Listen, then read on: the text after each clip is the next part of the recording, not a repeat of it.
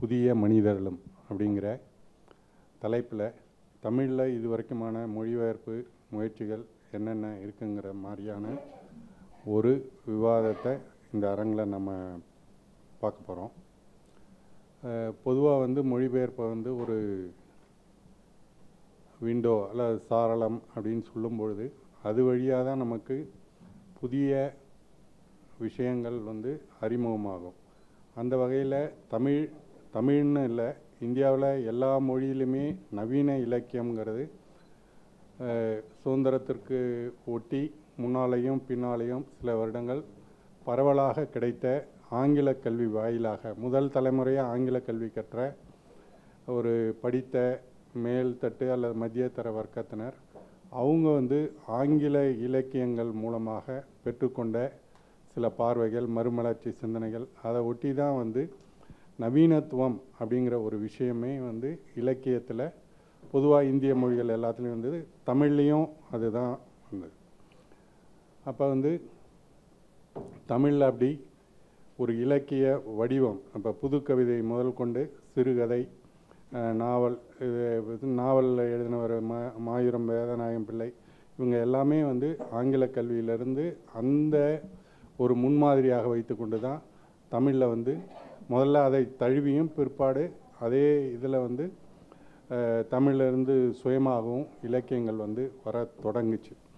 So அந்த வகையில் தமிழில் என்னென்ன முக்கியமான மொழிபெயர்ப்புகள் வந்திருக்கு, அது ஒரு விதத்தில் நமக்கு ஒரு புதிய ஒரு காற்று வெளிச்சத்தை தருவதோடு அல்லாமல் நாம் சுயமாக எந்த உயரம் வளர்ந்துருக்கோம் அப்படிங்கிறத அளவிடக்கூடிய ஒரு பெஞ்ச் மார்க்குன்னு சொல்லக்கூடிய ஒரு அளவுகோலாகவும் மொழிபெயர்ப்பு இலக்கியங்கள் நாவல்லையும் சரி, சிறுகதையிலையும் சரி, கவிதைகள்லையும் கணிசமான பாதிப்பை கொடுத்துருக்கு. அந்த வகையில் என்னென்ன மொழியாக்கங்கள் எப்படி தமிழில் வந்திருக்கு அப்படிங்கிறத ஒரு பார்வையை மேலெழுந்த பார்வையாக இந்த இதில் பார்க்கலாம். இப்போ நான் கவிதைகளை பற்றி கொஞ்சம் சில விஷயங்களை சொல்லலான் இருக்கேன். இவங்க சுபத்ரா அவங்க புனைவுகளில் நாவல் சிறுகதைகளில் என்ன விஷயங்கள் வந்திருக்குங்கிறத அவங்க பேச போகிறாங்க. அடுத்ததாக அவர் கமலாலயன் சார், அவர் சுயசரிதை, அப்புறம் வாழ்க்கை வரலாறு, அது போக புனைவில் சமூகம் சார்ந்த விஷயங்களில் என்ன முக்கியமான ஆக்கங்கள் வந்திருக்குங்கிறத அவர் பேச போகிறார். அடுத்ததாக சிவகுமார் சார், அவர் விளிம்பு நிலை பெண்ணியம் சார்ந்த மொழிபெயர்ப்புகள் அதில் என்ன வந்திருக்குங்கிறத அவர் தகவல் ஊடகத்தில் பணிபுரிந்தால் அதை ஒட்டி வந்த விஷயங்கள் என்னங்கிறத அவர் பேசுவார். முதல்ல கமலாலயன், அவருடைய இயற்பெயர் குணசேகரன். அவர் கிருஷ்ணகிரி மாவட்டம் ஓசூரில் வசிக்கிறார். அவர் 3 சிறுகதை தொகுப்புகள் எழுதியிருக்கார். அதை தவிர 30க்கும் மேற்பட்ட மொழியாக்கங்கள் பண்ணியிருக்கார். பல்வேறு நூல்களை மொழியாக்கம் பண்ணியிருக்காரு. அவர் தமிழ்நாடு அறிவியல் இயக்கம், அறிவொளி இயக்கத்திலெல்லாம் பணிபுரிந்திருக்கார். இப்போ முழு நேர எழுத்தாளராக இருக்கார். அவர் மொழிபெயர்ப்புக்காக கலை இலக்கிய பெருமன்றம், தமிழ்நாடு முற்போக்கு எழுத்தாளர் சங்கம், மகாலிங்கம், டாக்டர் மகாலிங்கம் விருது, இந்த மாதிரி முக்கியமான விருதுகளை தன்னுடைய நூல்களுக்காக மொழிபெயர்ப்பு விருதுகள் பெற்றிருக்காரு. அவருடைய மொழிபெயர்ப்பு நூல்களில் சில முக்கியமான நூல்கள் கோதாவரி பார்லேகர் அவர்களுடைய சுயசரிதை, மகத் முதல் தலித் புரட்சி ஆனந்த் டெம்பிள்டே அவருடைய நூல்களை மொழிபெயர்த்திருக்காரு. யதார்த்தத்தை வாசித்தலும் எழுதலும்னு பாவ்லோ பிரேயரையுடைய நூலை மொழிபெயர்த்திருக்காரு. சோமநாதர் வரலாற்றின் பல குரல்கள், ரொமிலா தப்பர் அவர்களுடைய நூல்கள், இது மாதிரி சில முக்கியமான நூல்களை தமிழுக்கு கொண்டு வந்திருக்காரு. அவர் இப்போ தன்னுடைய கருத்துக்களை உங்களிடையே முன்வைப்பார். நன்றி. ஆக்சுவலாக முதல்ல பேசுகிறது இவங்க தான் பேசுவாங்கன்னு நான் சொல்லியிருந்தேன். ஆனால் ஏதோ சதி நடந்திருக்கு. நன்றி. நான் சொன்னேன் சீனியாரிட்டியெல்லாம் வேண்டாங்க அப்படின்னு, ஜூனியராகவே இருப்போம் அப்படின்னு. எனிவே இன்றைக்கி என்ன அப்படின்னா, நான் திட்டமிட்டிருந்த உரையில் ஒரு சின்ன திருப்பம் எதிர்பாராமல் நடந்தது. அதிலேருந்து தொடங்கலான்னு நினைக்கிறேன். என்ன ரொம்ப ஃபார்மலாக தொடங்க வேண்டாம்னு எனக்கு ஒரு தோணுது. என்ன அப்படின்னா, காலையில் உணவு அகத்தில் காஃபி அருந்தும்போது எதிர்பாராத ஒரு ஸ்பார்க்கு கிடச்சது.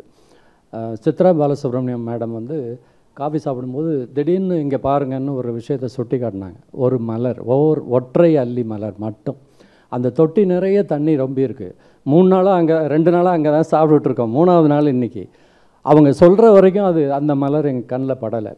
அப்போது ஒரு சிறப்பான ஒரு பூத்து இருக்கிற மலரை ஒரு சுட்டி காட்டுறதுக்கு ஒருத்தர் வேண்டியிருக்கு. இன்னொன்று, அங்கே பெருமாள் முருகன் டிஎம் கிருஷ்ணா அரங்கில் சங்க இலக்கிய பாடல்களை இசையாக மொழிபெயர்த்திருக்கிறாங்க. அது மொழிபெயர்ப்பு தானே ஒரு வகையில். இசையாக மொழிபெயர்க்கும் போது 2 பாடல்கள். ஒன்று வந்து முல்லையும் போத்தியோ அப்படிங்கிற பாடல். அது வந்து ஒரு குறுநில மன்னனின் மறைவுக்காக துயரத்தோடு பாடப்பட்ட கையறு நிலை பாடல். அந்த கையறு நிலை பாடலை இவர் பெருமாள் முருகன் கீர்த்தனையாக பண்ணி அதை இவர் டிஎம் கிருஷ்ணா பாடுறார். அது முல்லையும் போத்தியோ முதல் பல்லவி முதல் வரியாக வருது. அது பாடல், அதை பற்றி நான் இப்போ பேசலை. ஆனால் அந்த பாடலை கேட்ட பிறகு அந்த பாடலும் அடுத்து வந்த பாடல் செம்மண்ணில் செம்புல பயல் நீர் போலங்கிற அந்த பாடல் 2 குறுந்தொகை பாடல் 2ஐயும் கேட்ட பிறகு எனக்கு என்னுடைய உரையினுடைய தொடக்கத்தில் இதை ஒட்டியே சொல்லலாம். கட்டுரை இலக்கியம், ஆப்புனைவு இலக்கியத்தில் நான் பார்த்த சாரதி முல்லையும் போத்தியோங்கிற தலைப்பிலேயே ஒரு கட்டுரை எழுதியிருக்கார். இதே பாடலை இதே வரிகளை எடுத்துக்கொண்டு மிக அழகாக ஒரு சித்தரிப்பு அவர் பண்ணியிருக்கார். 400 நல்ல காட்சிகள்னு அந்த புத்தகம். இது எதுக்குன்னா, ஆரம்பகால உரைநடையில் சங்க இலக்கிய காட்சிகளை 400 நல்ல காட்சிகள், அது வந்து கிவா ஜெகநாதன் எழுதியிருக்காரு, எல் மகராஜன், அப்படி பலரும் எழுதியிருக்காங்க. இது இந்த மாதிரி தொடக்கத்திலிருந்து வந்த அந்த உரைநடை இலக்கியம் இன்றைக்கு இந்த மரபிலிருந்து நாம் இன்றைக்கு உரைநடையை எவ்வளவு எஃபெக்டிவாக பயன்படுத்துகிறோம், என்னென்ன விஷயங்களை பயன்படுத்துகிறோம், அது மொழிபெயர்ப்பு முயற்சிகளோடு இணைத்து நான் சொல்லலாம்னு முயற்சி பண்ணுறேன். இப்போது சிறார் இலக்கியத்திலிருந்து தொடங்கலாம். மொழிபெயர்ப்பு முயற்சிகளில் சமீப காலமாக, ஏன்னா குழந்தை பருவத்தை தாண்டி தான் நம்ம வரோம். குழந்தைகளுக்கான இலக்கியம் படைத்தல் அப்படிங்கிற போன ஆண்டு கூட செஷன் இல்லை, இந்த ஆண்டு மகிழ்ச்சியாக இருந்தது. அந்த சிறார் இலக்கியத்துக்கு ஒரு செஷன் இங்கே வச்சுருந்தாங்க. அந்த அந்த பரப்பு சிறார் இலக்கிய பரப்பு அழவள்ளியப்பாவும் பெரியசாமி தூரனும் அவரை ஒட்டி வேறு பூவண்ணன் உள்பட பலரும் தொடங்கின அந்த சிறார் இலக்கியத்தில் அழவள்ளியப்பா மொழிபெயர்ப்புகளை பண்ணியிருக்கிறார். நேஷ்னல் புக் ட்ரஸ்ட்டில் பல புத்தகங்கள் வந்திருக்கு. பெரியசாமி தூரன் மொழிபெயர்ப்பு பண்ணியிருக்கிறார். ஜாக் லண்டனுடைய நாவலை கூட அவர் மொழிபெயர்ப்பு பண்ணியிருக்கார். இது தொடக்க கால சிறப்பான மொழிபெயர்ப்பு முயற்சிகள். அப்புறம் கொஞ்சம் தள்ளி வந்தோம்னா, காந்திய யுகத்தில் காந்தியை பற்றி வந்த மொழிபெயர்ப்புகளிலே இன்று வரை சிறப்பான மொழிபெயர்ப்பு என்று அநேகமாக அனைவராலும் ஒப்புக்கொள்ளப்படுகிற லூயி ஃபிஷர் எழுதின அந்த வரலாறு காந்தி, அதில் தொடங்கினோம்னா இன்றைக்கு அந்த மரபை ஏன்னா இன்றைய புதிய முயற்சிகள்னு பேசும்போது மரபை விட்டுட்டு பழைய முயற்சிகளை விட்டுட்டெல்லாம் பேச முடியாது, மறந்துட்டெல்லாம் பேச முடியாது. அதில் தொடங்கி இன்றைக்கு பாவண்ணனும் சித்ரா பாலசுப்ரமணியமும் தொடர்ந்து காந்தியை, அவர் 6-7 தொகுப்புகள் காந்தியை பற்றி, காந்தி தொடர்புள்ள இடங்கள், வரலாறுகள், அவங்க எங்கெல்லாம் போனாங்க, ஆனால் அதில் பாவண்ணன் அறிமுகப்படுத்துகிற மனிதர்களை நீங்கள் பார்த்தீங்கன்னா யாருமே வரலாற்றில் இடம்பெறாத மனிதர்கள். சொல்லப்போனால் அந்த மனிதர்களுக்கு அவங்க வாழ்ந்த அந்த வாழ்வு இடங்களை தவிர வேறு யாராலும் அறியப்படாதவர்கள், அவ்வளோ பேரை பதிவு பண்ணியிருக்காரு. அப்போ புதிய உலகத்தை, புதிய மனிதர்களை பாவண்ணன் அறிமுகப்படுத்துகிறாரு. சித்ரா பாலசுப்ரமணியம் அவங்க கண்ணுக்கு படுற ஒரு சின்ன சின்ன காந்தியை பற்றிய ஏதோ ஒரு 4 வரி ஹரிஜன் இதழ்லையோ வேறு ஏதோ ஒரு பழைய இதழ்கள் இன்றைக்கி நல்ல வேலையெல்லாம் தொகுப்புகளாக கிடைக்குது. அந்த மொழிபெயர்ப்புகளில் காந்தியே மொழிபெயர்த்து அவர் குஜராத்தியிலேருந்து ஆங்கிலத்தில் இப்போ அவரே பண்ணதை அல்லது மற்றவர்கள் பண்ணதை நம்ம பல விஷயங்களை நம்ம பார்க்குறோம். இது இப்படி வந்தோம்னா அடுத்து இன்றைக்கு மொழிபெயர்ப்புகளில் நேரம் மொழிபெயர்ப்பு இன்றைய மொழிபெயர்ப்புகளுக்கு வரும்போது சிறார் இலக்கியத்தில் உதயசங்கர் வந்து இன்றைக்கு கிட்ட 200 புத்தகங்கள் பண்ணி, அதில் கிட்டத்தட்ட 100 புத்தகங்கள் மொழிபெயர்ப்பு மலையாளத்திலேருந்தே மிகப்பெரிய அளவுக்கு அவர் பண்ணிக்கிட்டே வர்றார். அது வந்து வெறும் கதைகள் மட்டுமல்ல, கதைகள் எந்த வகையிலும் குறைவில்லைன்னாலும் இயற்கையை பற்றி, சிவதாஸ் என்ற மலையாள எழுத்தாளர் எழுதுகிற அற்புதமான புத்தகங்களை அவர் தமிழுக்கு தர்றார். குழந்தைகளின் அற்புத உலகில் மாதிரியான புத்தகங்கள். அப்போ சிறார் இலக்கியம் தொடர்ந்து அப்போ காந்திய இலக்கியம், சூழலியல் சார்ந்து இன்றைக்கு வந்து நக்கீரன், காடோடி போன்ற நாவல்கள், பல புத்தகங்களை அவர், நான் புத்தகங்களோட பெயரெல்லாம் சொன்னால் ரொம்ப நேரம் ஆகிடும். ஒரு 1-2 மட்டும் நான் உதாரணத்துக்கு சொல்கிறேன். நக்கீரனுடைய காடோடி தண்ணீர் பற்றிய புத்தகம், ஆதிவள்ளியப்பன் வந்து காட்டின் குரல் கேட்கிறதான்னு ஒரு அற்புதமான புத்தகம், சமீபத்தில் வந்த புத்தகங்களை தான் நான் சொல்கிறேன். அந்த புத்தகம் இப்படி அடுத்தடுத்து. பிறகு சூழலியல் தவிர தலித்தியம்னு பார்த்தோம்னா அதில் ஏராளமான புதிய முயற்சிகள் சமீப காலத்திலே நடந்திருக்கு. செய்ய வேண்டியதும் இன்னும் நிறைய இருக்குது. இப்போ நான் பண்ண அந்த மகத்து ஒரு நல்ல வெற்றிகரமான நூல் அது. அந்த புத்தகம் முதல் தலித் புரட்சியின் உருவாக்கம்ங்கிற அந்த புத்தகம். அதை தொடர்ந்து இப்போ சரண்குமார் லிம்பாலே போன்ற மராட்டி எழுத்தாளர்களுடைய பல படைப்புகள் தமிழுக்கு கடந்த காலத்துலேயும் வந்திருக்கு, சமீப காலத்துலேயும் வந்து கொண்டிருக்கு. அதே மாதிரி பறவையியல்னு வச்சுக்கிட்டோம்னா சாலிம் அலி தொடங்கிய அந்த ஒரு சிட்டுக்குருவியின் வீழ்ச்சிங்கிற சுயசரிதையில், அது மொழிபெயர்ப்பு தான், சிட்டுக்குருவியின் வீழ்ச்சியில் தொடங்கி நாக வேணுகோபாலன் தமிழில் பண்ணியிருக்காரு. அதில் தொடங்கி இன்றைக்கு சமீபத்தில் பறவையியல் சார்ந்து கோவை சதாசிவம் பண்ணுறாரு, சாலிம் முகமது அலி பண்ணுறாரு. அப்படி பலர் அந்த மரபை தொடர்கிறார்கள். மரபை அறிவது, மரபை உள்வாங்கிக் கொள்வது, மரபை மீறுவது, மரபை தாண்டி போவதுன்னு இதை நான் வகைப்படுத்திக்கிறேன். இந்த முயற்சிகளை அவங்களுக்கு ஆழமாக மரபில் கால் ஊன்றி தான் இவங்க இந்த முயற்சிகளை செய்திருக்கிறாங்க. அதை நான் மீண்டும் மீண்டும் வலியுறுத்த விரும்புகிறேன். அதே போல் அறிவியல், இன்றைய அறிவியல் மொழிபெயர்ப்புகள்னு பார்த்தோம்னா தமிழில் தாவி வெங்கடேஸ்வரன், யஷ்பாலுடைய உரைகளை, யஷ்பால் முன்வைத்த கட்டுரைகளை, பேராசிரியர் யஷ்பால் ஒரு இந்திய அளவில் அறிவியலில் மிகப்பெரிய ஆளுமை. ஆனால் தமிழுக்கு அறிமுகமாகிற காலம் வந்து ரொம்ப தாமதமாக தான் அறிமுகமானார்.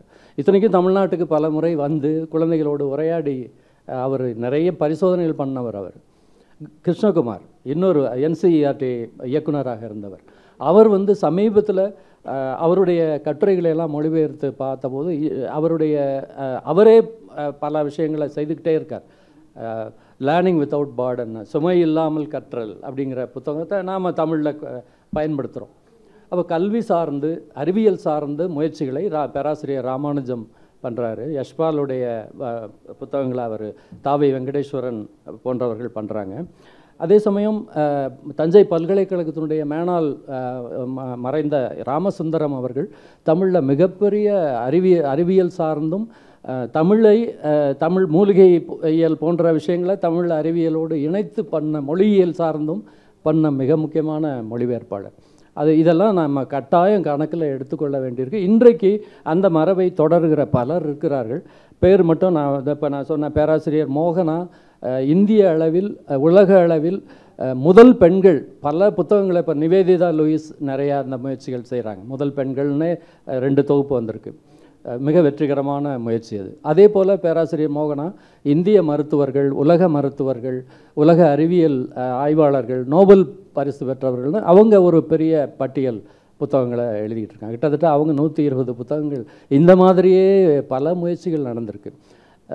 நாம் வந்து எந்த அளவுக்கு இந்த மனிதர்களுடைய அவர்கள் காட்டுகிற புதிய மனிதர்களை, புதிய உலகங்களை நாம் எந்த அளவுக்கு கவனிக்கிறோங்கிறது ஒரு மிகப்பெரிய கேள்வி எனக்கு இருந்துக்கிட்டே இருக்குது.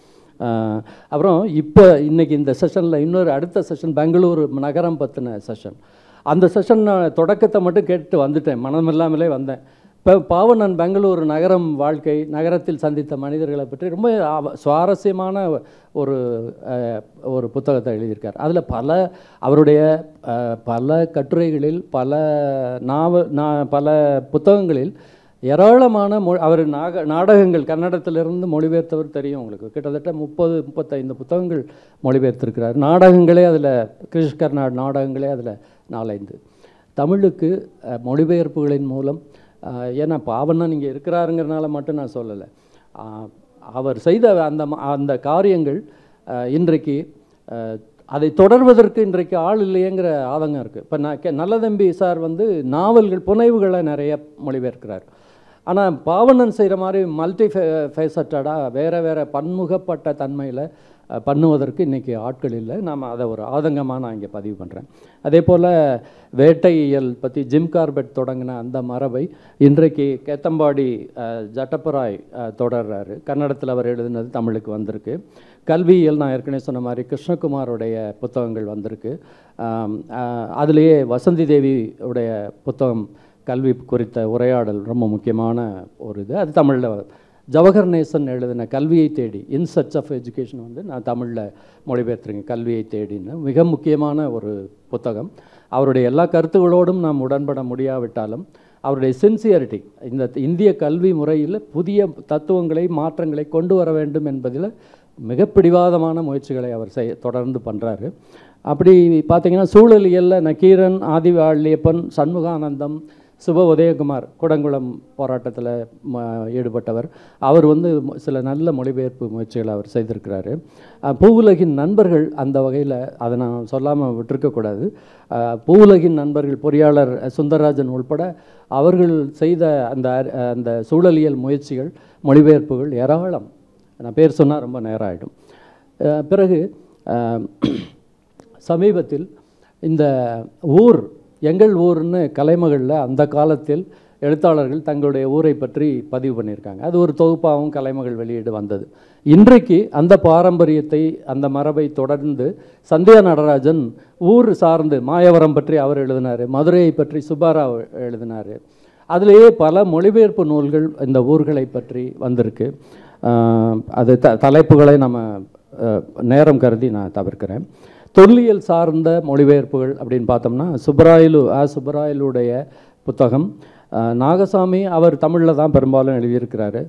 இப்போது நாம் நேற்று கேட்ட உரை அவர் பேராசிரியர் பாலுசாமி அவர்கள் பல விஷயங்களை கொண்டு வந்திருக்காங்க. அப்போது நேரம் ஒரு நிமிஷம் நன்றி. அதான் பாருங்கள், அந்த பேச ஆரம்பித்தோம்னா நமக்கு நேரம், அதுக்கு தான் அவரை பார்த்துக்கிட்டே இருந்தேன் பயத்தோட. இதுதான் விஷயம். இப்போ நான் வந்து ஒரு பெரிய கடலில் ஒரு பனி கட்டியினுடைய நுனியை மட்டும் தொட்டிருக்கேன். பெருங்கடல் மொழிபெயர்ப்பு. அதில் நான் சொன்ன தலைப்புகளில் இன்னும் பல தலைப்புகள் விடுபட்டிருக்கு, நேரம் இல்லை. ஆனால் நாம் விரிவாக வேறு சந்தர்ப்பங்களில் நாம் பேசலாம். தொடர்ச்சியாக மொழிபெயர்ப்பு குறித்த நான் அந்த பிரங்கையோடு இயங்கி கொண்டிருக்கிற என்ற முறையில் எல்லோரிடமும் வேண்டுவது என்ன என்றால், நாம் சில கருத்துக்களை வைத்திருப்போம். அந்த கருத்துக்களோடு எல்லாரும் எல்லா இயக்கங்கள் எல்லா இதுவும் உடன்படணும்னு ஒன்றும் அவசியம் இல்லை. ஆனால் எல்லா கருத்துக்களையும் நாம் அறிந்து கொள்ள வேண்டியது அவசியம் என்று நான் திடமாக நம்புகிறேன்.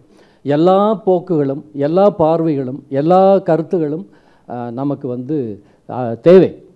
ஒவ்வொரு பார்வையிலிருந்தும் கற்றுக்கொள்வதற்கு ஏராளமாக இருக்குது. ஒரே ஒரு சொல் நம்மை தூக்கி வேறு உலகத்தில் எரிந்துவிடும் என்பதை நான் பல சந்தர்ப்பங்களில் உணர்ந்திருக்கிறேன். இந்த வேண்டுகோளோடு இந்த நேரம் போதாமைக்காக மன்னிக்குமாறு கேட்டுக்கொண்டு விடைபெறுகிறேன். நன்றி சார். அடுத்ததாக டி. சிவகுமார் அவர்கள். இவர் வந்து இந்திய தகவல் பணித்துறையில் 30 வருடங்களுக்கு மேலாக பணிபுரிந்தவர். எழுத்தாளர், கட்டுரையாளர், மொழிபெயர்ப்பாளர், நிகழ்ச்சி தொகுப்பாளர் என பல முகங்கள் கொண்டவர். இதை தவிர எதிர்வுன்னு ஒரு சிற்றிதழை சில காலம் நடத்தியிருக்கார்.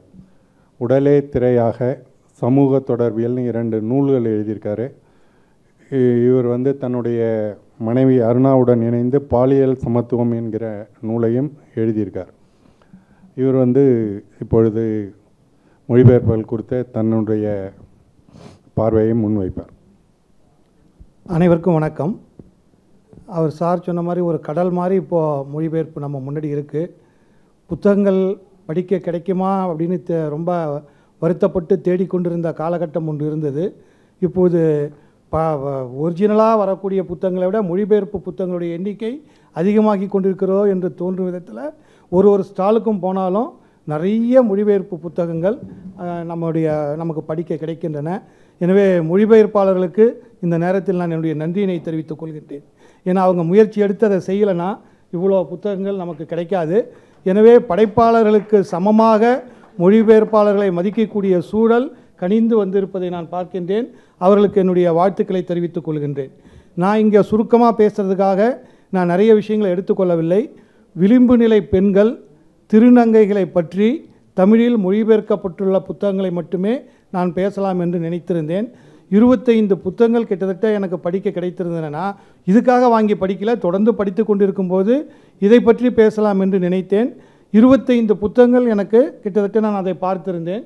அதில் 10 புத்தகங்களை மட்டும் நான் இப்போ இங்கே சுருக்கமாக 10 நிமிஷத்துக்குள்ளே நான் சொல்லிடுவேன். எனவே முதல்ல இந்த புத்தகங்களில் வந்து நான் வாழ்க்கை வரலாறு சுயசரிதை என்ற தலைப்பில் தான் எடுத்துக்கிறேன். லைஃப் ரைட்டிங்ஸ் அப்படின்றது ஒரு தனிப்பட்ட வகைமையாக இலக்கியத்தில் இருக்குது. வாழ்க்கை வரலாறு அப்படின்னு நம்ம சொல்லும்போதே வரலாறுன்னு இருக்கே அது இலக்கியமாகுமான்ற ஒரு பேச்சும் விசாரணையும் தொடர்ந்து கொண்டு தான் இருக்கின்றன. இந்த விளிம்பு நிலை பெண்கள் அப்படின்னு நான் சொன்ன உடனேயே உங்கள் மனசுக்குள்ளே நிறைய விஷயங்கள் தானாகவே வந்துவிடும். அந்த பெண்கள் எதிர்கொள்கின்ற துயரங்கள் என்னென்ன அப்படின்றது தானாகவே தெரிஞ்சிடும். உழைப்பு, பாலியல் சுரண்டல்கள், உரிமைகள் மறுக்கப்படுதல், பறிக்கப்படுதல், உடல் ரீதியான சித்திரவதைகள், இது எல்லாம் விளிம்பு நிலை பெண்கள் தினந்தோறும் அனுபவித்து கொண்டிருக்கக்கூடிய விஷயங்கள். இதை மையமாக வைத்து மொழிபெயர்க்கப்பட்டிருக்கிற புத்தகங்களை பார்க்கலாம். இந்த பொதுவாகவே பெண்கள் பெண்ணாக பிறந்து விட்டாலே பெண்ணுக்கான துன்பங்கள் நிச்சயமாக இருந்து கொண்டிருக்கின்றன. அதில் சில பெண்களுக்கு தனிப்பட்ட வகையிலான துன்பங்கள் நிறைய இருந்து கொண்டிருக்கின்றன. இந்த ஒரு பின்னணியாக வைத்துக்கொண்டு நான் வந்து இந்த மொழிபெயர்க்கப்பட்டுள்ள புத்தகங்களை பற்றி பார்க்கலாம். நான் ஏற்கனவே சொன்ன வாழ்க்கை வரலாறு இல்லை சுய வரலாறு இதைத்தான் நான் எடுத்துக்க போகிறேன்னு. இதை வாசிப்பதற்கு முன்னாடி நமக்கு நிறைய பிரச்சனைகள் வரும். ஒரு ஆட்டோபயோகிராஃபியோ இல்லை பயோகிராஃபி புத்தகத்தையோ படிக்கிறதுக்கு முன்னாடி நமக்கு ஒரு மிகப்பெரிய பிரச்சனை என்ன வரும்னா, இதை எந்த அளவுக்கு நம்புறது. ஏன்னா யாரோ ஒருத்தவங்க தன்னுடைய சுயசரிதையை எழுதியிருக்காங்க. அந்த சுயசரிதைலாம் என்ன, நம்ம என்ன நினைப்போம், அவங்க வாழ்க்கையில் நடந்ததையெல்லாம் சொல்லியிருக்காங்க அப்படின்னு நாம் நினைப்போம். அப்போது நமக்கு வாசகர்ன்ற முறையில் நமக்கு மனசுக்குள்ளே இருக்கக்கூடிய முதல் எதிர்ப்பு உணர்வு என்ன அப்படின்னா, இதில் சொல்லப்பட்டிருக்கிறதெல்லாம் உண்மையாக தான் இருக்குமா, இதை நம்பலாமா அப்படின்ற ஒரு எதிர்ப்பு உணர்வு ஒரு வாசகருக்கு வாழ்க்கை வரலாறை படிக்கும்பொழுது எழும். இப்போ ஒரு நாவலை படிக்கிறதுக்கும் வாழ்க்கை வரலாறை படிக்கிறதுக்கும் ரொம்ப பெரிய சிக்கல் இருக்குது. என்ன அப்படின்னா, நாவலை படிக்கும்போது நம்ம என்ன நினைப்போம்னா, அந்த நாவலில் நாவலாசிரியருடைய கதை சொல்லியாக இருக்கின்ற நாவலாசிரியருடைய வாழ்க்கையினுடைய சம்பவங்கள் எது எதுன்னு தேடுவோம். அதாவது ஒரு நாவலை படிக்கும்போது நாம் அதில் நிஜத்தை தேடுகின்றோம். ஆனால் வாழ்க்கை வரலாற்றை படிக்கும்போது நாம் அதில் புனைவை தேடுகிறோம். இது நிஜமாக இருக்குமா, இது நிஜமாக இருக்காதே அப்படின்னு நம்ம புனைவை தேடுகின்றோம். இந்த முரண்பாடு வாசிப்பில் எப்பொழுதுமே இருந்து கொண்டே இருக்கும். நீங்களே யோசிச்சு பாருங்கள், ஒரு நாவலை படிக்கும்போது நமக்கு அந்த எழுத்தாளரை நல்லா தெரியும் அப்படின்னா, ஆஹா இது வந்து அவருக்கு நடந்த சம்பவம் மாதிரி தெரியுதே, இது அவருடைய சொந்த சம்பவத்தை கொண்டாந்து சேர்த்துருக்காரு அப்படின்னு நாம் இப்போ சொல்லுவோம். வாழ்க்கை வரலாறை படிக்கும்போது இது சாத்தியமே கிடையாது, இது எப்படி நாம் நம்புறது அப்படின்றது வந்துடும். ஸோ இந்த எதிர்ப்பு உணர்வுகளோடு தான் ஒரு வாசகன் இந்த பிரதிகளை எதிர்கொள்ள வேண்டியிருக்கிறது. நான் அப்படியே போயிட்டே இருந்தால் நிறைய பிரச்சனை ஆகிடும்.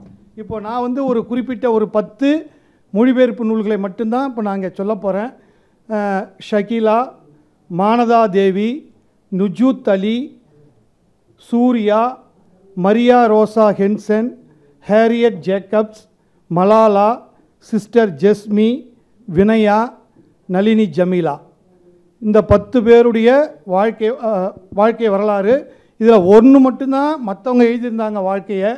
நம்முடைய சூர்யா என்ற திருநங்கைக்கு அது மலையாளத்திலிருந்து ரெஸ்மியும் அனில்குமாரும் எழுதியிருந்ததை புகழேந்தி மொழிபெயர்த்திருக்காரு.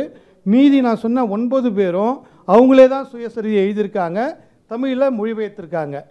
இதில் நான் எல்லா புத்தகங்களுக்குமே துணை தலைப்பு உண்டு. நான் ஷகிலாவிலேருந்து எடுத்துக்கிறேன், ஏன்னா எனக்கு ஷகிலாவை ரொம்ப பிடிக்கும். எனவே அதுக்காக நான் ஷகிலாவை எடுத்துக்கிறேன். ஷகிலாவினுடைய புத்தகத்துக்கு தலைப்பே வந்து எனக்கு குற்ற உணர்வில்லை ஆனால் வேதனை இருக்கிறது, இதுதான் துணை தலைப்பு. இப்போது இன்னும் ஒரு விஷயம் இருக்குது. சுயசரிதையோ படிக்கும்போது என்ன ஒரு பிரச்சனை வரும்னா, இவங்க வாழ்க்கையை எனக்கு எதுக்கு தெரிஞ்சுக்கணும். அதே போல் எழுதும்போதும் அவங்களுக்கு ஒரு கேள்வி வருது, ஏன் வாழ்க்கையை ஏன் மற்றவங்களுக்கு சொல்லணும். நான் ஏன் இந்த வாழ்க்கை வரலாறை எழுதணும் அப்படின்னு ஒரு கேள்வி எல்லாருக்குமே எழுதுகிறவங்களுக்கு வரும். இப்போது நம்முடைய முதல்ல வாழ்க்கை வரலாறுன்னு சொன்ன உடனே ஞாபகம் வரக்கூடிய புத்தகம் எல்லாருக்கும் மொழிபெயர்ப்பில் சத்திய சோதனை. எல்லாருக்கும் மொழிபெயர்ப்பில் இருக்கக்கூடிய புத்தகத்தை சத்திய சோதனை ஞாபகம் வரும். அப்போ நம்ம மகாத்மா காந்தியினுடைய சத்திய சோதனைன்னு ஒரு பிரம்மாண்டமான தோற்றத்தில் பிம்பத்தில் அந்த புத்தகத்தை நாம் அணுகிறோம். இப்போ ஷகிலாவுடைய வாழ்க்கை வரலாற்றை ஏன் நாம் படிக்கணும்? அதை அவங்க ஏன் எழுதணும்? அவங்க ஒன்றும் பெரிய ஆள் இல்லை, சாதித்தவர்கள் இல்லை, ஒன்றுமே இல்லை. அவங்க பாலியல் படத்தில் நடித்த ஒரு நடிகை, செக்ஸ் பாம், போர்னோ ஸ்டார் இப்படின்ற பட்ட பெயர்களை வாங்கின ஒரு நடிகை. அந்த நடிகையுடைய வாழ்க்கை வரலாற்றை ஏன் அவங்க எழுதணும், நாம் ஏன் படிக்கணும் அப்படின்ற கேள்வி நிறைய இருக்குது. நான் இந்த ஷகிலாவுடைய இந்த மொத்தமாகவே நான் வாழ்க்கை வரலாறை ஏன் எடுத்துக்கணுன்னா, இந்த கருத்தரங்கத்துக்கு தலைப்பே புதிய மனிதர்கள் புதிய உலகம் அப்படின்னு சொல்லியிருக்காங்க. எனவே நம்ம கொஞ்சம் எட்டி புதுசாக பார்க்கலாமே, புதிய மனிதர்களை பார்க்கலாமே அப்படின்ற நோக்கத்தில் தான் அதை எடுத்துக்கினேன். அவங்க இப்போ ஷகிலாவை பொறுத்தளவுக்கு அவங்க அந்த நான் சொன்ன மாதிரி ஏன் நான் இதை எழுதணும் அப்படின்றத எல்லாருமே ஏதோ ஒரு இடத்துல சொல்லுவாங்க புத்தகத்தில். யாருக்கும் என்னிடமிருந்து கற்றுக்கொள்வதற்கோ பின்பற்றுவதற்கோ எதுவும் இல்லை. என் வாழ்க்கையும் என் சினிமாக்களும் ஃபேக், போலியானவை அப்படின்னு ரொம்ப தெளிவாக சொல்லிட்டு தான் அவங்களுடைய வாழ்க்கையை சொல்கிறாங்க.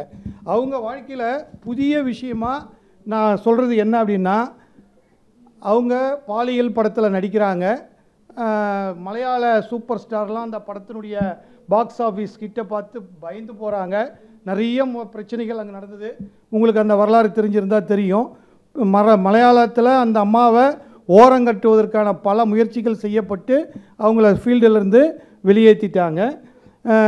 ஆனால் அவங்களுடைய உடல் நமக்கு நல்லா தெரியும் படத்தில். ஆனால் அவங்க மனசு யாருக்கு தெரியும்? அந்த மனசை சொல்கிறதுக்காகத்தான் அதை அவங்க எழுதியிருக்காங்க. இப்போ உதாரணமாக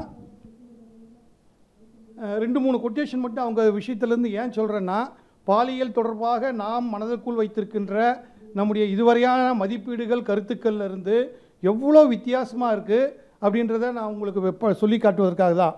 ஒரு பெண் அவளின் மனம் ஒன்றாமல் அல்லது மனம் ஒப்பாமல் இருக்கும்போது எந்த ஆண்மகன் வந்து தொட்டாலும் அவளுக்குள் எதுவும் நிகழ்ந்து விடாது என்பது இப்போதும் நமது ஆண் வர்க்கத்துக்கு தெரியாது. அவங்க படத்தில் நடிக்கிறாங்க, பாதி உடலை வெளிக்காட்டுறாங்க, ஒரு ஆணோட படுக்கறை காட்சியில் நடக்கிறாங்க. யார் வந்தாலும் என் மனசுக்குள்ளே அது போகாது, அது உடலோடு முடிந்து விடுகிறது. என்னுடைய எந்த ஒரு ஆனால் அவங்களுக்கு காதல் ரொம்ப பிடிக்கும். காதல் இல்லாமல் என்னால் வாழவே முடியாது. காதல் தான் என் உயிர். காதலிக்காத நேரங்களில் நான் வெறும் ஜடம்தான். அடுத்தது, ஆனால் அவங்க காதலிக்கும் போது அவங்களுடைய காதலனுக்கு அவங்க ரொம்ப பெர்ஃபெக்டாக நியாயமாக இருக்காங்க. அந்த சமயம் அவங்க வேறு ஆடவனை நினைப்பதில்லை, ஆடவனோடு தொடர்பு கொள்வதில்லை. காதலனோடு ஸ்டிக்கானில் லைஃப்பில் அவங்க இருக்காங்க. ஆனால் ஏதோ காரணங்களுக்காக அந்த ஆண் இந்த அம்மாவை எப்படியோ பார்க்கறதுனால பிரேக்கப் ஆகிடுது. கிட்டத்தட்ட 50 பிரேக்கப் அவங்களுக்கு ஏற்பட்டுருக்கு. ஆனால் அந்த 50 பிரேக்கப்லேயும் அவங்க வந்து திரும்ப திரும்ப அவங்க நான் எந்த காதலனோடு இருக்கிறேனோ அந்த காதலனோடு மட்டுமே தான் நான் இருக்கிறேன் அப்படின்னு சொல்கிறாங்க. ஆனால் என்னுடைய எந்த ஒரு காதலனுடன் படுக்கும்போதும் நான் நடித்ததில்லை. அங்கே ஒரு பெண்ணின் காமத்தையும் காதலையும் முழு ஈடுபாட்டுடன் சுவைத்தறிய என்னால் முடிந்திருக்கிறது என்று சொல்கிறார்கள். எனவே ஷகிலாவுடைய அந்த சுயசரிதை என்பது ஒரு சாதாரண மனநிலையில் இருப்பவர்களுக்கு அதிர்ச்சியாகவும் இருக்கக்கூடும். ஆனால் சிந்திப்பதற்கு, வாழ்க்கையை பார்ப்பதற்கு, பாலியலை பார்ப்பதற்கு, ஆண் பெண் உறவை பார்ப்பதற்கு வேறு பார்வைகளை அது தரும். அதாவது 2வது நுஜூத் அலி. என் பெயர் நுஜூத், வயது 10, விவாகரத்து ஆகிவிட்டது. இந்த தலைப்பே எல்லாத்தையும் சொல்லிவிட்டது. இது நூலுடைய தலைப்பு. 10 வயசுக்குள்ளேயே கல்யாணம் ஆகி 10 வயசுலேயே அவங்களுக்கு விவாகரத்து ஆகிவிட்டது. இது வெளிநாட்டு கதை. அடுத்து இன்னும் நான் ஒரே ஒரு இதை மட்டும் நான் சொல்லிட்டு முடிச்சுக்கிறேன். நமக்கு போர்க்காலம் நிறையா இருக்குது, போரை பற்றி நிறையா தெரியும். தமிழ்நாட்டில் இந்தியாவில் போர்களாலவே தான் வரலாறு நிகழ்ந்திருக்கிறது. எவ்வளோ போர்களை தமிழகம் சந்தித்திருக்கிறது. அங்கே பிலிப்பைன்ஸில் 2ஆம் உலகப் போரின் போது ஜப்பானிய படை வீரர்கள் அங்கே போய் பிலிப்பைன்ஸில் ஆக்கிரமிச்சிருக்காங்க. அப்போது வந்து ஜப்பானுடைய படை வீரர்களுடைய காம வேட்கையை தணிவிப்பதற்காக கம்ஃபோர்ட் விமன் அப்படின்னு வேட்கை தணிவிக்கும் பெண்களை தேர்ந்தெடுத்து குழுவாக்கி இராணுவ வீரர்களுக்கு வேட்கை தணிவிப்பதற்காக அவர்களை சமர்ப்பிக்கிறார்கள். இப்படி ஆக்கப்பட்ட ஒரு பிலிப்பைனுடைய பொண்ணுடைய கதை தான் ஊழின் அடிமையாக வேட்கை தணிவிக்கும் பெண்ணின் சுயசரிதை. இதை Ryan Sharif மொழிபெயர்த்திருக்காரு. Maria Rosa Henson அப்படின்றவங்களுடைய அந்த கதை. இன்னும் ஒரு அடுத்தது ரொம்பவும் கஷ்டமான ஒரு கதை, ஓர் அடிமை சிறுமியின் வாழ்க்கை நினைவுகள். ஹேரியட் ஜேக்கப்ஸோடையது. 3 பேர் மொழிபெயர்த்திருத்தது, கமலா கிருஷ்ணமூர்த்தி, சுதந்திரமுத்து, சங்கர சுப்பிரமணியன். இது ஒரு தென் அமெரிக்காவில் அடிமைகளுடைய வாழ்க்கை எப்படி இருக்கிறது, அடிமை வணிகமும் அடிமை வாழ்க்கையும் எப்படி இருக்கிறதுன்னு 18வது நூற்றாண்டை பற்றிய ஒரு மிக அருமையான கதை. அதுக்கப்புறம் மீதியெல்லாம் நமக்கு இப்போ எல்லாம் வழக்கமாக தெரிந்தது தான். நான் மலாலா, இது எல்லாருக்கும் தெரிஞ்ச விஷயம். ஏன்னா ஊடகங்கள் நிறைய பரவிய போது முதல்ல உருவான பெண் புரட்சியாளர் நான் மலாலா. அடுத்தது சிஸ்டர் ஜெஸ்மியுடைய ஆமன், மடங்களுக்குள் நடக்கும் ஆன்மீக மீறல்கள், ரகசிய கொடுமைகள். அப்புறம் வினயா அப்படின்னு ஒரு காவலர், பெண் காவலருடைய விஷயம். அடுத்து அண்மையில் மொழிபெயர்ப்புக்காக சாகித்ய அகாடமி விருது பெற்ற நளினி ஜமீலாவினுடைய எனது ஆண்கள், விமலா மொழிபெயர்த்த கதை. இப்போ இந்த நான் 10 எடுத்திருந்த பார்த்துக்கும்போது நிறைய புரட்சிகரமாக தன்னுடைய கருத்துக்களை, தன்னுடைய வாழ்க்கையை முன்வைத்த சில பெண்கள் எல்லாம் நம்ம பக்கத்தில் மலையாளக்காரங்களாக தான் இருக்காங்க. கன்னடத்தில் இருந்தோ தெலுங்குல இருந்தோ இந்த மாதிரியான புத்தகங்கள் மொழிபெயர்ப்புக்கு எனக்கு கிடைக்கல, எனக்கு தெரியல. தெரிஞ்சிருந்தால் நீங்கள் சொன்னால் நான் தெரிஞ்சுக்கிறேன். கன்னடத்துலேயும் தெலுங்குலேயும் இந்த மாதிரி கதை வந்திருந்து, வாழ்க்கை வரலாறு வந்திருந்து, இது போன்ற பெண்களுடைய வாழ்க்கை வரலாறு வந்திருந்து மொழிபெயர்க்கப்பட்டதாக என் பார்வைக்கு கிடைக்கவில்லை. மலையாளத்திலிருந்து தான் எல்லாமே வந்திருக்கிறது. ஷகிலா, சூர்யா என்கின்ற அந்த திருநங்கை, சிஸ்டர் ஜெமி, வினயா, நளினி ஜமீலா எல்லாம் அங்கேருந்து தான் மொழிபெயர்க்கப்பட்டிருக்கிறது. அங்கே அப்போ அவங்களுக்கு எழுதுவதற்கான சூழல் அவங்களுக்கு இருக்கிறது, எளிமையாக இருக்கிறது. மொழிபெயர்க்கிறது எந்த மொழியிலேருந்து வேணாலும் மொழிபெயர்த்துக்கலாம். ஆனால் எழுதுவதற்கான சூழல் அவங்களுக்கு அங்கே இருக்குது. நமக்கு தமிழ்நாட்டிலிருந்து கூட இங்கே இந்த மாதிரி நான் சொன்னதில் மேலோட்டமான புத்தகங்கள், திருநங்கைகள் 1-2 பேர் எழுதியிருக்காங்க. மற்றபடி வேறு பாலியல் தொழிலாளியோ, பாலியல் அடிமையாக இருந்தவர்களோ, விளிம்பு நிலை பெண்களோ தன் வரலாறாக எழுதவில்லை. ஆனால் கதையாக நிறைய வந்திருக்கிறது. தன் வரலாறாக எதுவுமே இல்லை. எனவே இந்த கதைகள் நான் ஏன் சொல்லணும் அப்படின்னு நினச்சேன்னா, இதை வாசிப்பவர்களுக்கு புதிய உலகம் தெரிகிறது, புதிய மனிதர்கள் தெரிகிறார்கள், புதிய அனுபவங்கள் தெரிகின்றன. எனவே இதை படிக்கும்போது நிச்சயம் நமக்கு மனதிற்குள் ஒரு மாற்றம் ஏற்படும் என்ற நம்பிக்கையில் இதை நான் முன்வைத்திருக்கின்றேன். நன்றி. நன்றி சிவகுமார் சார்.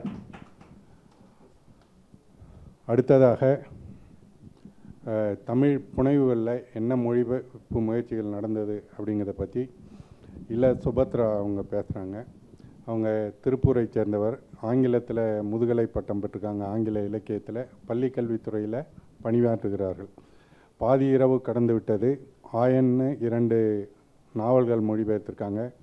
இது உனது ரகசியம் மட்டுமல்ல, எரியும் சமவெளின்னு 2 சிறுகதை தொகுப்புகளும் மொழியாக்கத்தில் வெளியாகிருக்கு. அவங்க இப்போ தமிழில் நடந்த புனைவிலக்கிய முயற்சிகள் பற்றி தங்கள் பார்வையை முன்வைப்பாங்க. அனைவருக்கும் வணக்கம்.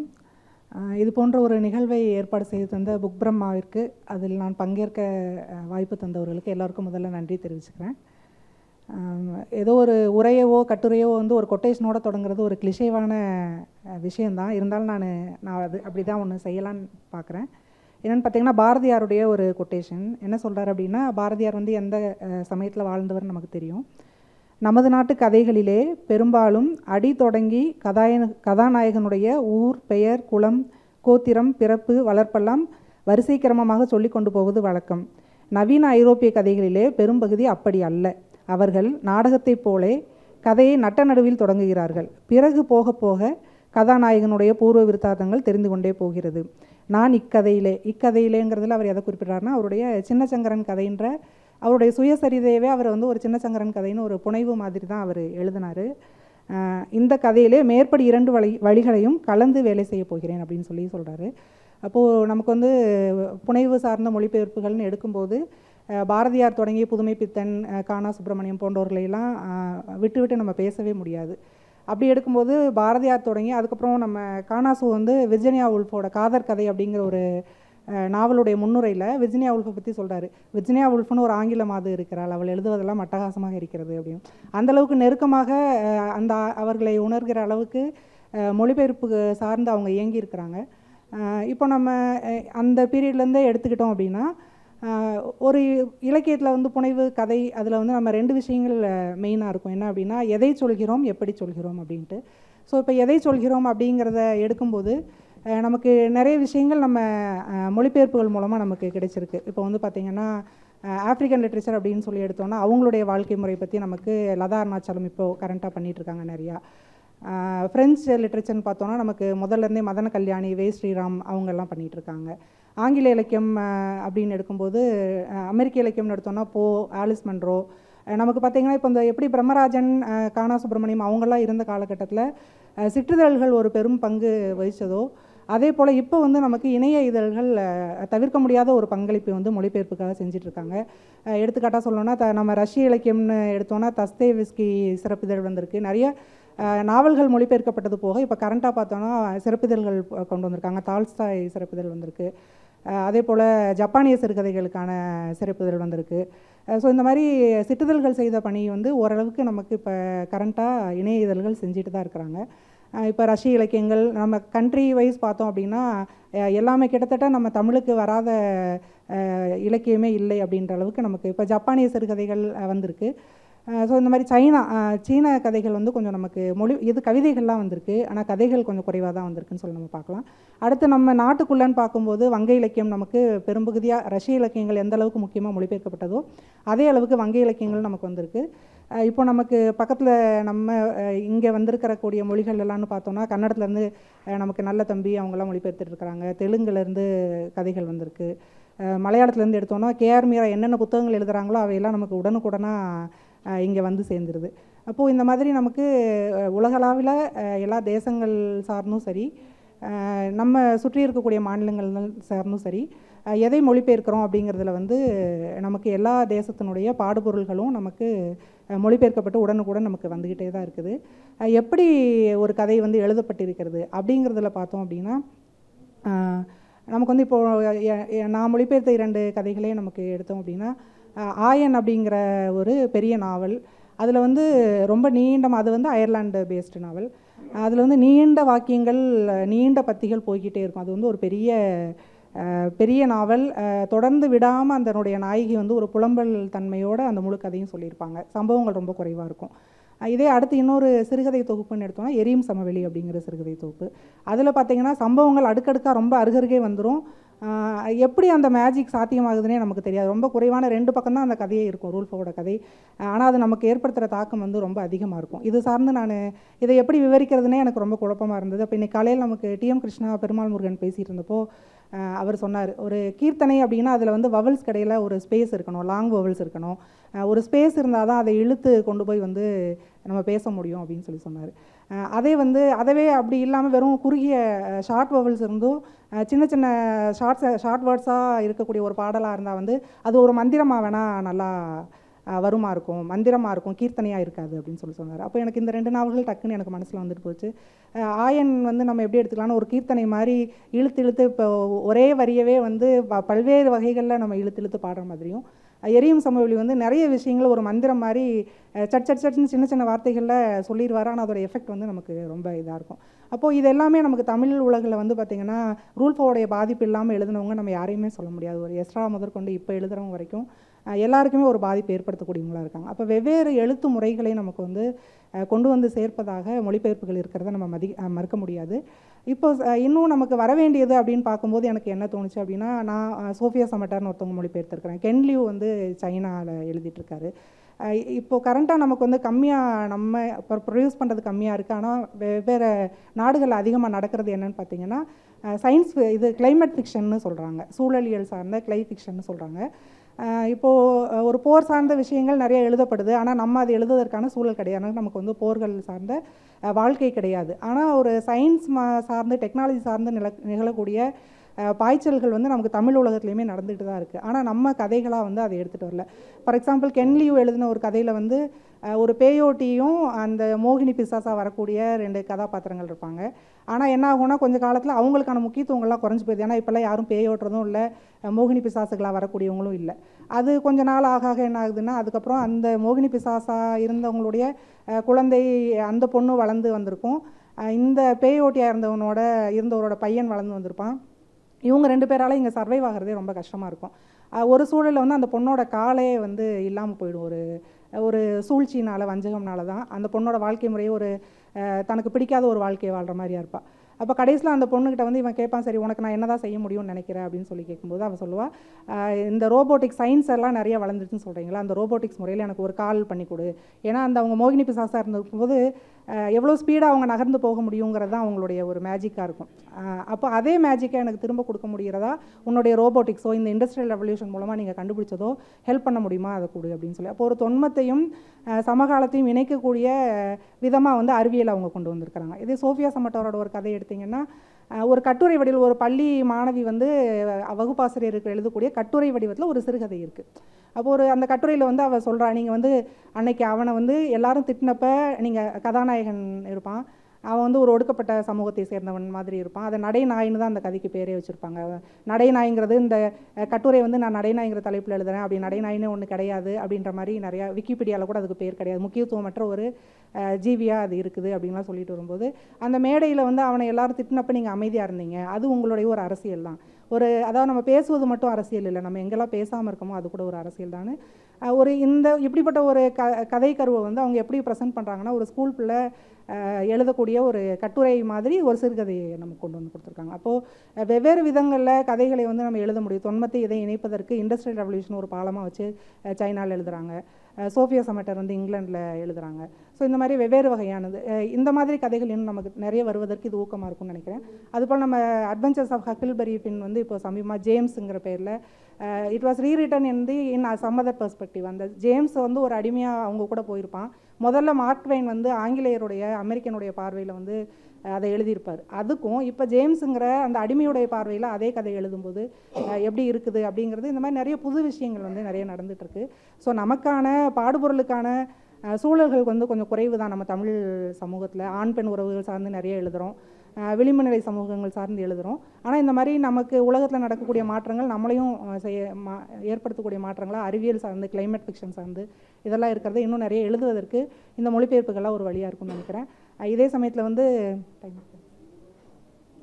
ஒரு நிமிஷம், பெண்கள் வந்து நிறைய மொழிபெயர்க்கிறதையும் நான் ஒரு மகிழ்ச்சியாக குறிப்பிட விரும்புகிறேன். முதல்ல வந்து மதன கல்யாணி, நாகலட்சுமி சண்முகம், அமரந்தா இவங்கெல்லாம் மொழிபெயர்த்தது போல் இப்போது சமீபமாக லதா அருணாச்சலம் நான் ஏற்கனவே சொன்ன மாதிரி, அப்புறம் கயல், சசிகலா, அனுராதா கவிதைகள் நிறைய மொழிபெயர்க்கிறாங்க, அனுராதா கவிதைகள் மொழிபெயர்க்கிறாங்க. ஸோ இந்த மாதிரி பேர் விடுபட்டுருக்குமான்னு தெரில, லைவில் வேறு போயிட்டுருக்கு. ஸோ இந்த மாதிரி பெண்கள் நிறைய மொழிபெயர்க்கிறது எனக்கு ரொம்ப மகிழ்ச்சியாக இருக்குது. தமிழ் சூழலில் வந்து மொழிபெயர்ப்புக்கு நல்ல வரவேற்பும் ஒரு உற்சாகம் ஊட்டுதலும் இருக்கிறதும் எனக்கு ரொம்ப மகிழ்ச்சியாக இருக்குது. ஸோ அது எல்லாத்துக்கும் நன்றி தெரிவிச்சுக்கிறேன். நன்றி. நன்றி சுபத்ரா. இன்னும் கொஞ்சம் நேரம்தான் இருக்குது. இப்போ இந்த அரங்குக்குள்ளே நாங்கள் நுழையும் போது ஒரு கமலாலயனை வந்து ஒரு மலையாள எழுத்தாளர் சந்தோஷ்குமார் வந்து சந்தித்து பேசினார். அப்போ வந்து உங்கள் பேர் மறந்துட்டேன் அப்படின்னு சொல்லி அவர் கேட்கும்போது அவர் சொன்னார், சந்தோஷ்குமார் வந்து சொன்னார், நமக்கு வந்து எங்கேயோ இருக்கிற ஐரோப்பிய, அமெரிக்க, தென் அமெரிக்க எழுத்தாளர்லாம் தெரியுது, பக்கத்தில் இருக்க எழுத்தாளரை நம்ம ஒருத்தருக்கு ஒருத்தர் தெரிஞ்சிக்க முடியல அப்படின்ற மாதிரி சொன்னார். அந்த நோக்கத்தில் நேரு அவர் ஒரு சிறந்த எழுத்தாளர், வாசகரும் கூட. அந்த கனவுல தான் அவர் வந்து சாகித்ய அகாடமி, என்பிடின்னு 2 இந்திய நிறுவனங்கள். இப்போ நமக்கு கிடைக்கக்கூடிய இந்திய இலக்கியங்களில் பெரும்பாலானவை அதில் வந்து மொழிபெயர்க்கப்பட்டது. ஆனால் அது 60-70களில் செயல்பட்ட அளவுக்கு ஊக்கத்தோடு இப்போ செயல்படுதான்னு தெரியல. எல்லா அரசுத்துறை நிர்வாகங்களுக்கும் உள்ள சிக்கல்களை அதுவும் இருக்குன்னு நினைக்கிறேன். ஆனால் அதுலேயும் கூட நாவல்கள், சிறுகதைகள் மொழிபெயர்க்கப்பட்ட அளவுக்கு கவிதைகள் வந்து பெருசாக மொழிபெயர்க்கப்படல. மொழிபெயர்க்கப்பட்ட கவிதைகளும் கவிஞர்களால் மொழிபெயர்க்கப்படல. அதனால் அதை படிக்கவே முடியாத மாதிரியான ஒரு சூழல் தான் இருந்தது. இப்போ தமிழில் கவிதை மொழிபெயர்ப்பு முயற்சிகள் என்னவா இருக்குது அப்படின்னு சும்மா ஒரு இருக்கக்கூடிய கொஞ்ச நேரத்தில் ஒரு பருந்து பார்வையில் பார்க்கலான்னு நினைக்கிறேன். தமிழில் முதல் கவிதை மொழிபெயர்ப்புனா கம்பராமாயணத்தை சொல்லலான்னு நினைக்கிறேன். அதுவும் ஒரு மொழிபெயர்ப்பு தான். அது மிகப்பெரிய ஒரு மொழிபெயர்ப்பு. அது போன ஒரு நேற்றோ முன்னாலோ நடந்த ஒரு இதில் வந்து சொல்லிகிட்டு இருந்தாங்க. ஒரு மொழிபெயர்ப்பாளர் வந்து கோஆத்தருங்கிற இதை கிளைம் பண்ண முடியுமான்னு ஒரு விவாதம் நடந்தது. ஆனால் கம்பராமாயணம் வந்து அந்த விதத்தில் ஒரு மிக முக்கியமான விஷயந்தான். பாரதியார் இவங்க சுபத்ரா சொன்ன மாதிரி அவர் நிறைய ஆங்கிலத்தில் படிச்சிருக்கார், அதை பற்றி எழுதியிருக்கார். ஹைக்கு பற்றிலாம் வந்து பாரதியார் எழுதியிருக்காரு, 1-2 மொழிபெயர்க்கவும் செய்திருக்காரு.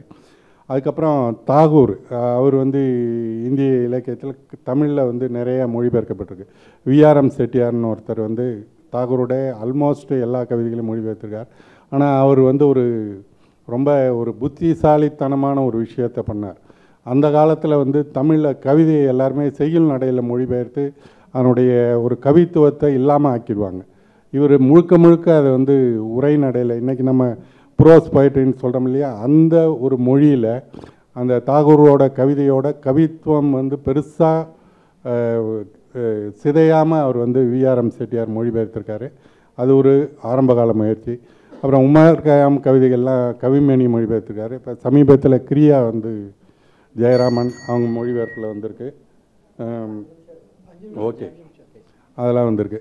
அப்போ தமிழ் கவிதைகளுக்கு வந்து மொழிபெயர்ப்பில் ரொம்ப முக்கியமான பங்களித்ததுங்கிறது வந்து சிற்றிதழ்கள் தான். எழுத்து, கசரதபர, ழா, மணிக்கொடி, முக்கியமாக மீட்சி வந்து அது வந்து பல அமெரிக்க ஐரோப்பிய இலக்கியங்களை, அதே மாதிரி நிறப்பரிகை சில சிறப்பிதழ்கள் கொண்டு வந்தாங்க. அவங்க வந்து இந்த ஆப்பிரிக்க இலக்கியம், தலித் இலக்கியம் அதை பற்றியெல்லாம் வந்து ஒரு பெரிய ஒரு பரவலான ஒரு அறிமுகம் வர்றதுக்கு இந்த சிறு பத்திரிகைகள் தான் ரொம்ப முக்கியமாக இருந்தது. தொடர்ந்து அவங்க வந்து கவிதைகளை வந்து மொழிபெயர்ப்பு, இன்றைக்கி காலச்சுவடு, மீட்சி, இது உயிர்மை, இந்த மாதிரியான சிற்றிதழ்கள்லேயும் மொழிபெயர்ப்புகளுக்கு ஒரு முக்கியத்துவமான இடம் இருக்குது. அந்த வகையில் வந்து பிரம்மராஜன் மொழிபெயர்த்த உலக கவிதைகள், அது வந்து ஒரு தமிழுக்கு ஒரு முக்கியமான வரவு.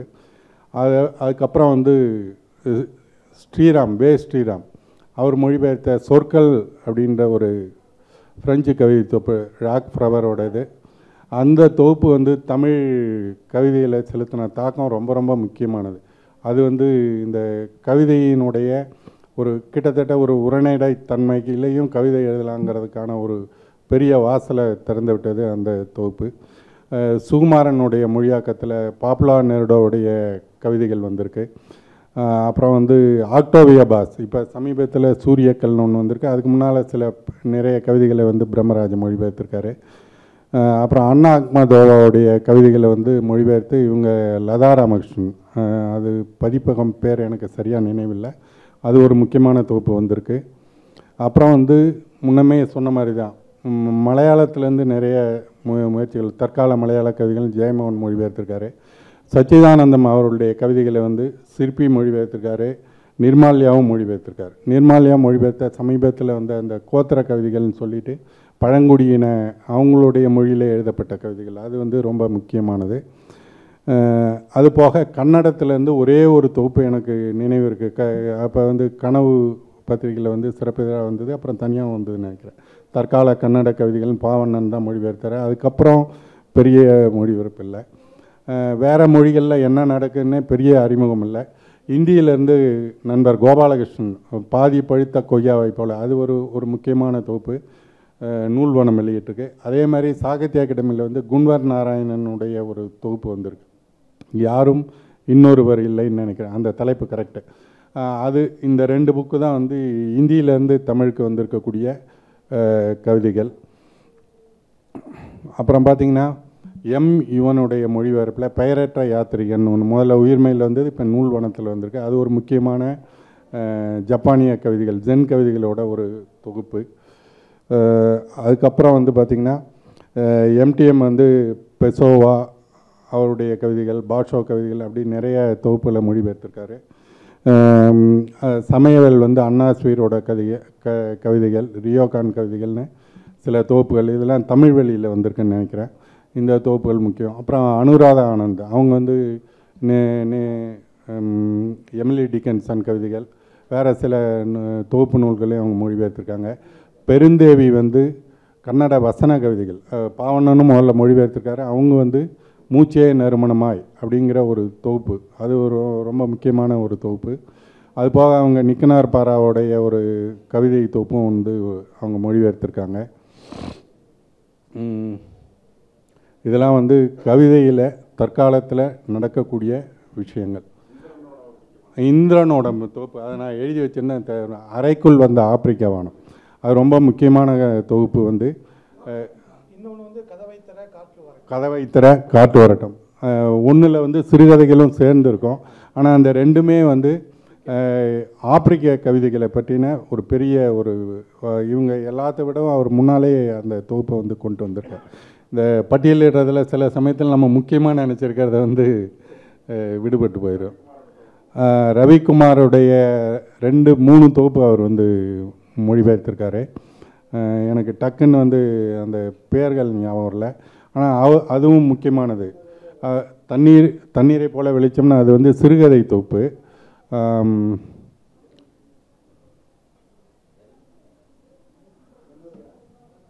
அவர் கேட்டேன் ஞாபகம் இல்லை. அது இது கவிதையில் பெரிய பிரச்சனை வந்து தலைப்பு ரொம்ப கவித்துவமாக இருக்கிறதால பெயரமாக இருந்து போய் அவங்க வந்து இது கொரிய கவிதைகள், சீனா கவிதைகள் ரெண்டும் முக்கியமாக அவங்க கல்பனா, ரவிக்குமார் 2 பேரும் சேர்ந்து சீன கவிதைகள் மொழிபெயர்த்தாங்க. இப்போ வந்து கொரிய கவிதைகள் வந்து மொழிபெயர்த்திருக்காங்க. அதுவும் ஒரு முக்கியமான தொகுப்பு. பரிசலில் வந்தது இல்லைங்களா?